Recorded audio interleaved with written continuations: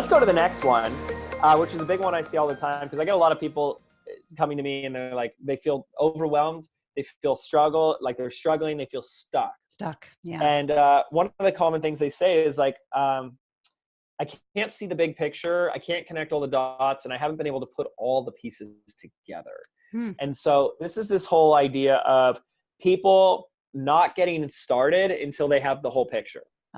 Yeah. And this is backwards and it's broken. And so if you've been sitting there waiting to get started or waiting to do that next phase or iteration, and waiting until you have all the pieces, the clarity, the neon lights pointing you in the right direction, it's never gonna happen. Yeah. It's backwards. The truth is, it's action that creates clarity. We almost want to look at it like if you're on a literal journey, you're pretty much only going to have the next step right in front of you illuminate. And that's really what it becomes about, is like not needing to have the whole big picture, like your 10-year business plan or some nonsense like that. But what's my next required action? What's the next step? What can I do today? And if you're not doing that, and you're not in action, you're not going to get the next step after that and the next step after that. Yeah. It requires action and to gain that clarity. And so that's a real simple one, but I can't tell you how many times people do their first launch, their first promotion, their first webinar, their first beta launch, we can talk about what that means. And it's through that experience that they go, oh my goodness, I just had an entire crash course on my market, my audience, my messaging, how I'm going to do this moving forward.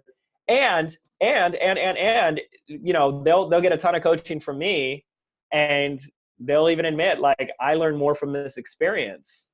Like, you gave me the foundations to do it as good as I possibly could, but I learned stuff that I couldn't have learned any other way. And it's like, that's because you can read the book on how to swim, but it's not until you feel the water and know what treading feels like that you actually have the experience of swimming.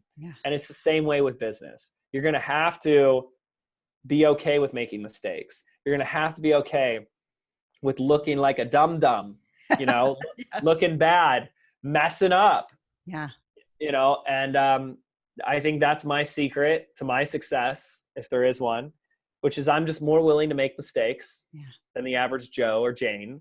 I'm more willing to get it wrong, make failures, and look bad.